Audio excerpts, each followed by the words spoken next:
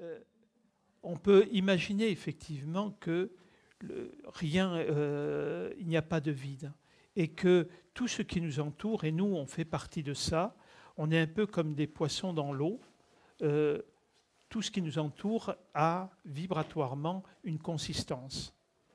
Et donc, c'est comme un maillage, c'est pour ça qu'on l'appelle la trame, c'est un maillage très serré, où ce sont des canaux vibratoires d'information qui circulent autant au niveau horizontal qu'au niveau vertical. C'est un maillage très, très serré, et à l'intérieur de ces trames, il y a d'autres trames. C'est-à-dire, il y a la trame de l'humanité, il y a les trames familiales, il y a les trames nationales, il y a les trames professionnelles, il y a les trames au niveau d'une équipe de foot, il y a les trames, pas les trams, pas les véhicules, hein, il y a aussi, mais ils ne sont pas dedans. Euh, donc voilà. Et donc le moyen est très simple. On a des, des spirales, mais on l'appelle des vortex. On en a plein dans le corps, hein. On en a tout le tour du corps, on a une amande et il y a plein de vortex partout. Et on en a principalement au niveau du creux de la main, ici. On le voit beaucoup dans les images religieuses de Marie ou de Jésus, quand ils sont comme ça, et on voit le mouvement. Pour juste aller un peu plus loin dans les vortex, donc nous avons une amande vibratoire. Tenez, je vais vous le montrer parce que c'est quand même assez intéressant de comprendre juste un petit point. Donc,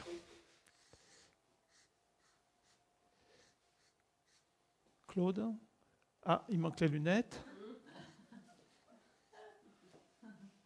Donc voilà, ça c'est Claude. Oh, c'est pas mal. Hein? Alors voilà, on appelle, c'est une amande vibratoire. Cette amande vibratoire, pardon, ça fait ça, bon, c'est pas grave. L'amande vibratoire n'a rien à voir avec l'aura et n'a rien à voir avec les corps subtils. C'est une enveloppe qui est là, comme ça. Et vous avez partout ce qu'on appelle des spirales. Il y en a à peu près 12. 1, 2, 3. Oui, vortex ou spirale, c'est un peu pareil. Hein.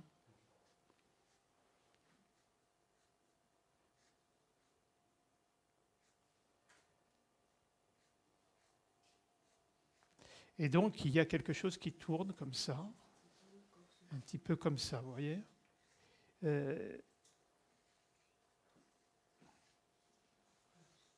Alors, à quoi servent en fait ces vortex? Sans elles, vous ne pourriez pas exister et vous ne pourriez pas vivre. C'est-à-dire que, par exemple, au niveau de la nourriture solide, il y a 40% qui vient de l'alimentation. Voilà. Et 60% qui vient du prana. Donc, quand on mange, et on pense qu'effectivement on se nourrit principalement d'aliments solides, mais si on regarde bien ce que l'on conserve de l'aliment solide, est uniquement vibratoire dans l'aliment, et tout le reste est rejeté. C'est ce qu'on appelle les vitamines, etc. Mais c'est avant tout des schémas vibratoires et énergétiques.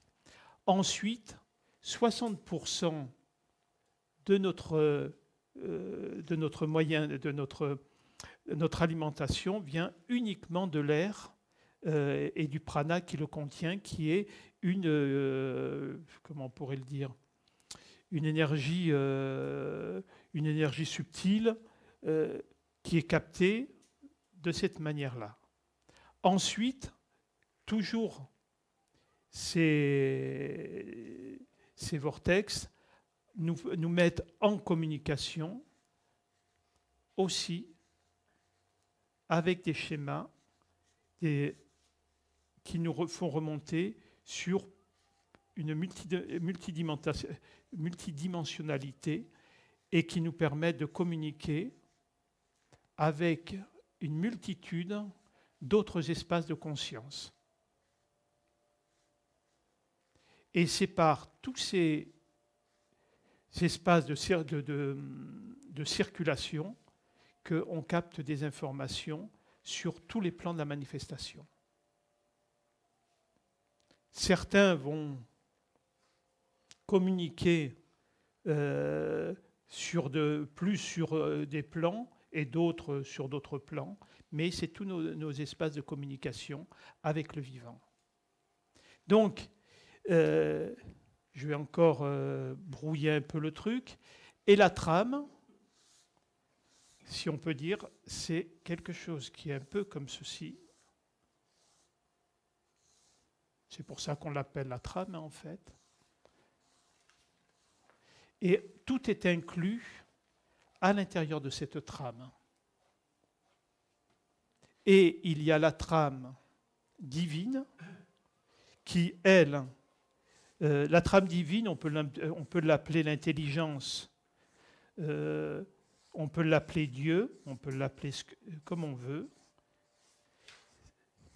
Ça, c'est le maillage qui est universel et qui n'a ni début ni fin. C'est la source, si on peut dire. Et pour une raison qu'on ne connaît pas, il y a un moment, à un point comme ça, une espèce de concentration d'énergie qui est incalculable, et tout d'un coup, il y a une explosion qui se crée et qui est ce que l'on appelle le 8, c'est-à-dire la manifestation, avec le plan manifesté et le plan non manifesté. Et à l'intérieur, il y a encore une trame qui est comme ça.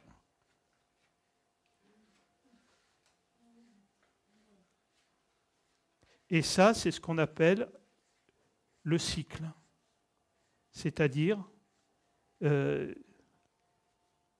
l'existence. C'est-à-dire qu'en fait, on pourrait penser qu'à un moment, le divin, voulant se connaître, crée le Fils, c'est-à-dire le cycle, le Fils. Hein? Et en fait, le cycle devient le Christ, c'est-à-dire le Fils du Père. C'est-à-dire ce cycle-là, qui dure quelques milliards d'années, effectivement, se manifeste. Et à l'intérieur, il y a le plan manifesté, ici, c'est-à-dire les planètes, l'univers, etc., avec tout ce qui le compose. Et de ce côté-là, il y a les plans subtils, où il y a tout ce qui est tous les archanges, les anges gardiens, etc. Et il y a ce point de transmutation. Et ce point de transmutation est extrêmement important parce que, en fait, ce qui se passe, ce dessin-là, si on le met ici, il est tout le temps en communication avec ce point-là. Et à la fin du cycle, tout se ramène au point de transmutation et hop, c'est réintégré dans la trame.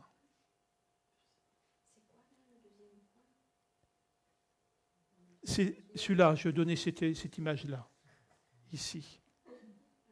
D'accord? C'est pour simplement le situer dans le plan de la manifestation. Mais quel lien on a avec le point de transmutation, nous, dans la vie de tous les jours?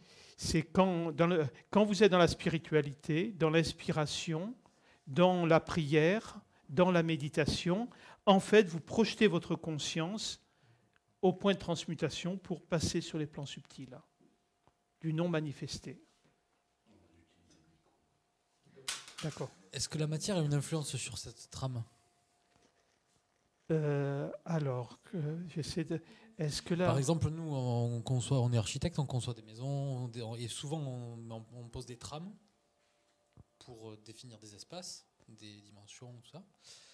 Et est-ce que du coup, ça a une résonance avec cette trame-là. Et disons que ça n'a pas une résonance, c'est issu de cette trame-là. En énergétique, la Terre, on l'appelle Nahor. Bon, c'est un nom comme ça, hein, ce n'est pas moi qui l'ai inventé. Et ce qui est très étonnant, et ça m'a toujours beaucoup surpris, c'est que l'onde de forme de Nahor,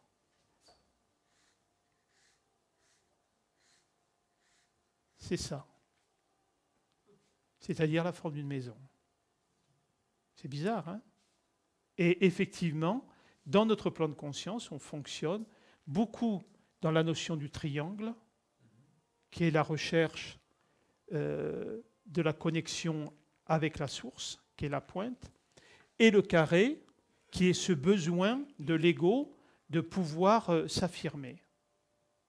Donc effectivement, toute construction, et on le voit avec les cathédrales, avec tout ce que ça représente, c'est une volonté égotique de marquer quelque chose dans sa créativité.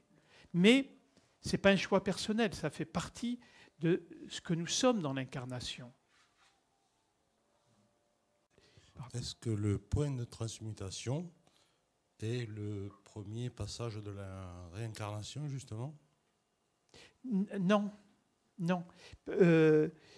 C'est pas le point de la réincarnation, c'est vraiment le point, c'est la pensée de Dieu à cet endroit-là.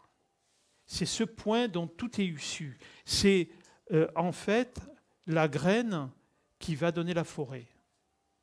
Donc la réincarnation, en fait, elle peut rester sur ce plan-là.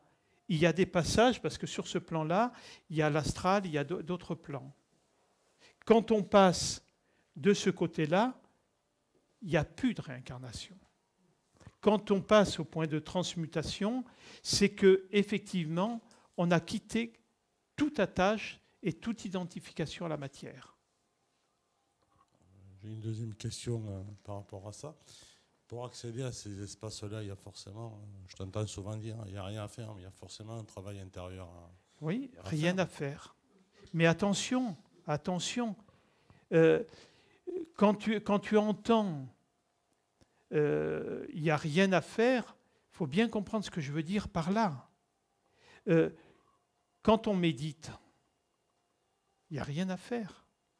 C'est une attention, puis une dilatation de la conscience. C'est du rien faire, mais qui est une véritable action. D'accord ? Il n'y a rien à faire dans le sens où tu n'as pas besoin de faire de position de yoga en arrivant à te gratter la tête avec le gros orteil. Il n'y a pas d'action, il n'y a pas de volonté, il n'y a pas d'intention. Il y a véritablement un relâchement total et complet. C'est ça le rien faire dont je parle.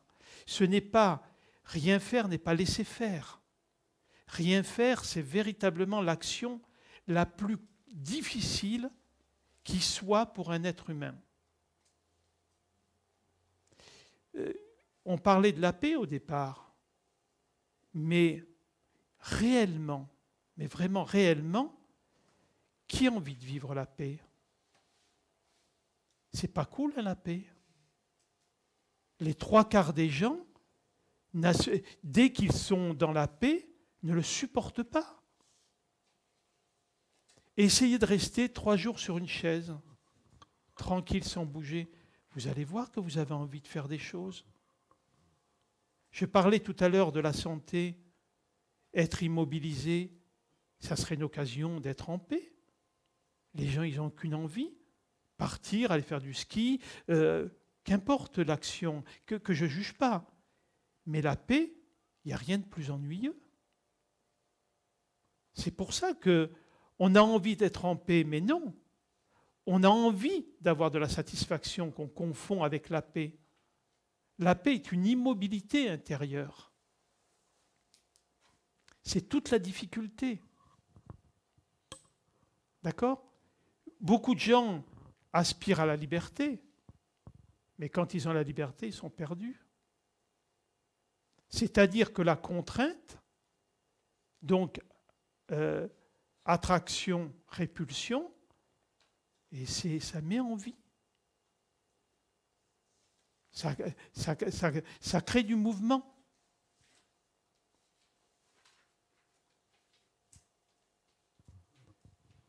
J'ai répondu. Alors justement, la notion d'interprétation, elle vient pas.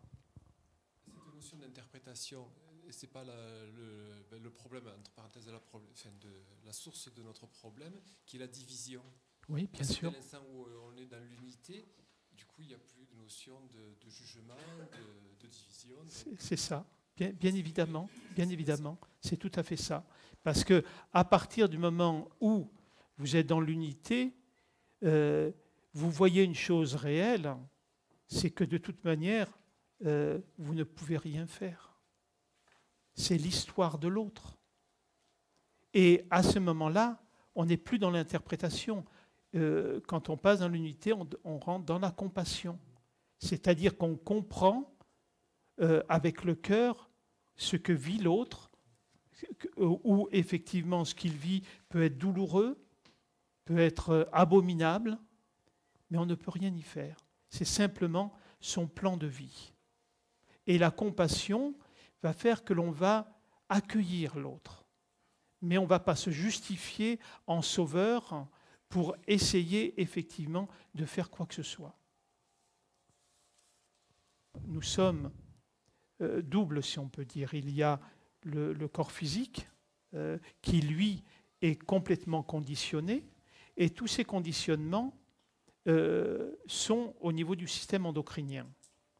Et la fonction du système endocrinien, c'est de créer des hormones qui créent des émotions. Donc c'est complètement chimique. Et comme les blessures sont... les blessures sont inscrites au niveau cellule dans le système endocrinien, il y a une espèce de réaction immédiate. C'est-à-dire, je prends un exemple, vous vous êtes fait mordre par un chien, vous vous promenez dans une rue, vous voyez un chien, tout de suite, vous allez immédiatement avoir une réaction émotionnelle et chimique. Si effectivement vous avez un rapport avec les chiens hyper affectueux, ça ne vous fera rien. Vous voyez, ça c'est la partie chimique. Et en fait, on fonctionne beaucoup sur ces conditionnements et ces mémoires. Ensuite, il y a l'autre partie de nous qui est uniquement, nous sommes des êtres vibratoires et énergétiques. Et effectivement, si nous nous mettons dans l'instant présent et dans la présence silencieuse, les réactions émotionnelles ne vont pas, petit à petit, ne vont pas être immédiates.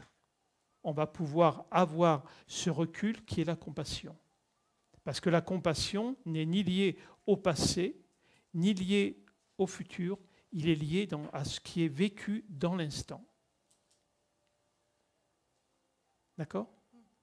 Donc, je répète, c'est que ne plus être soumis à ces émotions ne font pas de nous des personnes dénuées de sentiments, ça fait de nous des personnes qui rayonnons au niveau de la lumière et de l'amour pour l'autre, et qui nous poussent vers l'unité.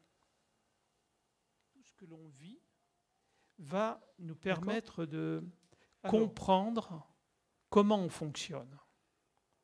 Et au bout d'un moment, quand on commence à comprendre comment on fonctionne, on commence à se demander, mais qui fonctionne ? Qui est derrière ce fonctionnement ? Vous voyez ?